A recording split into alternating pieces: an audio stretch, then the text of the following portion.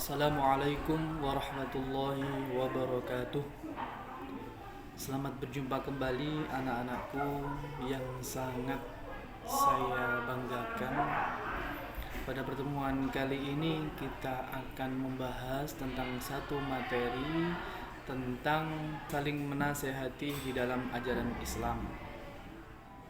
Kita sebagai orang Islam dibebani sebuah kewajiban untuk melaksanakan dakwah kepada setiap umat Islam, khususnya adalah untuk diri kita pribadi. Dalam firman-Nya Allah menyampaikan, A'udzubillahi minasyaitonirrajim, Bismillahirrahmanirrahim. Kuntum khaira ummatin ukhrijat lin-nasi ta'muruna bil ma'rufi wa tanhauna 'anil munkar wa tu'minuna billah. Kamu adalah umat yang terbaik yang dilahirkan untuk manusia, menyuruh kepada kebaikan, menyuruh kepada hal yang ma'ruf, dan mencegah kemungkaran, dan beriman kepada Allah Subhanahu wa ta'ala. Dari ayat ini menunjukkan bahwa kita sebagai orang Islam, Allah ciptakan kita sebaik-baik umat. Kalau bahasa Al-Quran menyampaikan khaira ummatin, yaitu sebaik-baik umat yang diciptakan untuk manusia yang lainnya. Tujuannya untuk apa? Tujuannya adalah untuk menyeru kepada kebaikan dan mencegah dari hal yang mungkar. Selain itu, dipertegas lagi oleh sabda baginda Rasul Muhammad sallallahu alaihi wasallam dari Abdullah bin Amr bahwa Rasulullah bersabda, "Balighu anni walau ayah." Sampaikanlah dariku walau hanya satu ayat.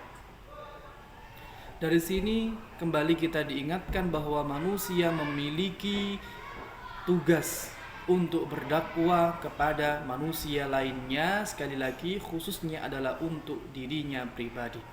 Yang pasti dakwah yang dilakukan adalah dengan kemampuan yang ia miliki. Sebagai seorang pemimpin, maka dia berdakwah dengan kepemimpinannya. Bagi seorang pegawai, maka dia berdakwah dengan kepegawaiannya. Bagi kita sebagai seorang pelajar, maka kita harus berdakwah sesuai dengan kemampuan kita. Bagaimana cara kita berdakwah di sekolah kita? Bagaimana cara kita berdakwah sebagai seorang pelajar? Sangat banyak sekali. Di antaranya pembagian dakwah itu ada yang bilhal, yaitu dakwah dengan perbuatan. Maka kita sebagai seorang pelajar, dakwah kita adalah dengan cara memperlihatkan perilaku terpuji sesuai dengan syariat Islam. Harapannya orang yang dekat dengan kita, orang yang menyaksikan kita secara tidak langsung mengikuti keteladanan yang telah kita contohkan, yang tidak lain sesuai dengan syariat agama Allah Subhanahu wa ta'ala. Tidak hanya itu anak-anakku, jika kita sebagai seorang pelajar di sekolah, maka kita bisa berdakwah dengan cara ikut serta untuk mensyiarkan agama Allah dengan cara bergabung di si kerohanian Islam yang mengatur, yang membahas, yang bertanggung jawab atas pelaksanaan kegiatan keagamaan yang ada di sekolah kita. Apabila kita memiliki kemampuan yang lebih di bidang keagamaan, maka kita bisa menjadi pembicara, bisa menjadi narasumber. Ketika kita misalkan di kelas 12 SMA, maka kita bisa menjadi tutor bagi adik-adik kita, kader-kader di SKI atau Si Kerohanian Islam. Si Kerohanian Islam itu bertugas untuk memfasilitasi, untuk bekerja dalam pelaksanaan kegiatan keagamaan yang ada di sekolah. Jika kita ingin berdakwah pada saat kita masih berstatus sebagai pelajar, maka contoh-contoh yang saya sebutkan tadi itu bisa menjadi wadah untuk kita berdakwah, mensyiarkan agama Allah Subhanahu wa ta'ala. Kemudian cara berdakwah itu banyak macamnya. Di antaranya nanti yang akan kita bahas di sini adalah yang pertama adalah tentang khutbah, yang kedua tentang tabligh, yang ketiga tentang dakwah itu sendiri. Secara pengertian sebenarnya tidak ada perbedaan, karena khutbah, dakwah atau tabligh sama-sama menyampaikan pesan-pesan dari Allah Subhanahu wa taala kepada seluruh umat manusia. Baiklah, kita langsung kepada slide saja tentang pengertian khutbah. Secara bahasa, khutbah berasal dari kata khutbah yakhtubu khutbatan, yang artinya adalah memberi nasihat dalam kegiatan ibadah. Secara istilah, khutbah ialah ceramah kepada sejumlah orang Islam dengan syarat dan rukun yang berkaitan dengan keabsahan ibadah. Khutbah juga dapat diartikan kegiatan berdakwah, mengajak atau menyeru orang lain untuk meningkatkan ketakwaan, keimanan, dan pesan keagamaan. Kemudian syarat seorang khatib yang pertama adalah Muslim atau beragama Islam, sehingga bisa dipastikan siapa yang menjadi khatib atau menyampaikan isi khutbah maka dia pasti adalah orang Islam. Tidak mungkin orang yang non-Muslim menjadi khatib dalam berkhutbah, karena dari sisi pengetahuan khususnya adalah keimanan serta keyakinannya itu sangat jelas berbeda. Yang kedua adalah laki-laki. Kenapa harus laki-laki? Karena yang berkewajiban untuk melaksanakan sholat Jumat adalah kaum atau anak laki-laki. Kemudian baligh, anak kecil tidak diperbolehkan untuk menyampaikan khutbah. Yang keempat, berakal sehat. Tentu kalau kita lihat orang gila, orang yang kalau bahasa sekarang ODGJ, tidak diperkenankan untuk menjadi seorang khatib. Yang kelima adalah taat beribadah dan tidak suka berbuat tercelah. Yang keenam, suci dari hadas dan najis. Yang ketujuh adalah menutup aurat. Anak-anakku yang sangat saya banggakan, disinilah letak perbedaan antara khutbah, dakwah, dan tabligh, bahwa hanya khutbah yang memiliki rukun-rukun sebagai berikut dijelaskan. Apabila rukun ini tidak dilaksanakan, maka khutbah dinyatakan tidak sah dan khutbah dinyatakan batal. Yang pertama adalah membaca hamdalah pada kedua khutbah.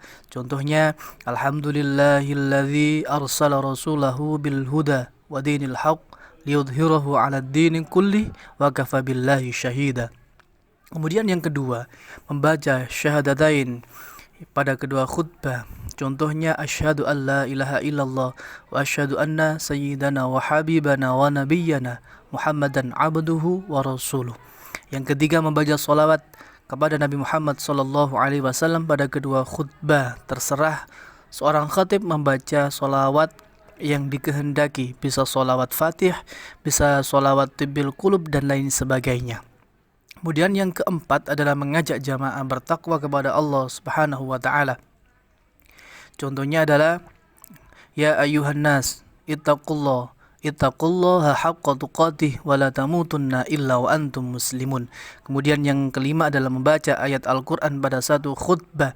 Jadi ketika seorang khatib berkhutbah, maka dia wajib di dalam khutbahnya membaca ayat dari Al-Qur'an. Apabila ia terlupa dalam khutbahnya tidak membaca ayat Al-Qur'an, maka di akhir khutbahnya sebelum dilanjutkan di khutbah yang kedua, maka dia harus membaca bagian dari surat Al-Qur'an. Kalau biasa yang kita dengar adalah seorang khatib membaca surat Al-Asr, wal asri innal insana lafi khusrin illal ladzina amanu wa 'amilus solihati wa tawassaw bil haqqi wa tawassaw bis sabr. Yang keenam adalah berdoa memohon ampun untuk umat Islam pada khutbah yang kedua. Contohnya adalah Allahumma ighfir lil muslimin wal muslimat wal mu'minin wal mu'minat al ahya'i minhum wal amwat, dan seterusnya. Kemudian yang selanjutnya adalah tabligh. Tabligh secara bahasa berasal dari kata balagha yabalighu tablighan, yang berarti menyampaikan, memberitahukan dengan lisan. Secara istilah, tabligh ialah menyampaikan pesan Allah kepada satu orang Islam atau lebih untuk diketahui dan diamalkan. Perintah untuk menyampaikan ini tersirat dalam hadis Rasul Muhammad SAW, balighu anni walau ayah. Sampaikanlah dariku walau hanya satu ayat. Kemudian anak-anakku sekalian, yang selanjutnya adalah dakwah. Dakwah secara bahasa berasal dari kata da'a yad'u da'watan yang berarti memanggil, menyeru, mengajak pada sesuatu hal. Secara istilah dakwah ialah mengajak orang lain ke jalan Allah Subhanahu wa taala. Dakwah juga dapat diartikan ajakan dan seruan kepada orang lain yang belum memeluk agama Islam. Juga diartikan ajakan atau seruan kepada umat Islam agar meningkatkan keimanan dan ketakwaan kepada Allah Subhanahu wa taala. Dakwah dibagi menjadi 3. Yang pertama adalah dakwah bil lisan. Maka orang yang berdakwah dengan lisannya, maka dia bisa menggunakannya dengan cara berkhutbah, bertabligh, memberikan nasihat dan lain sebagainya. Dakwah yang kedua adalah dakwah bil qalam. Apabila kita mungkin malu untuk tampil di depan orang banyak, maka kita bisa berdakwah dengan tulisan. Bisa kita nanti memposting di jurnal, artikel, tulisan dan lain sebagainya. Kemudian yang terakhir adalah dakwah bil hal. Dakwah bil hal ini adalah dakwah dengan perbuatan, yang mana perbuatan itu dilakukan sesuai dengan syariat agama Allah dengan tujuan, dengan harapan orang yang dekat dengan kita, orang yang menyaksikan kita akan mengikuti perilaku kita yang sesuai dengan ajaran Al-Quran tersebut. Mungkin ini yang dapat saya sampaikan anak-anak sekalian. Semoga sedikit yang bisa saya sampaikan bisa membawa nilai manfaat dan ilmu yang kita peroleh menjadi ilmu yang bermanfaat. Kebenaran dari Allah, kekhilafan dari manusia. Saya mohon maaf yang sebesar-besarnya. Saya akhiri. Wassalamualaikum warahmatullahi wabarakatuh.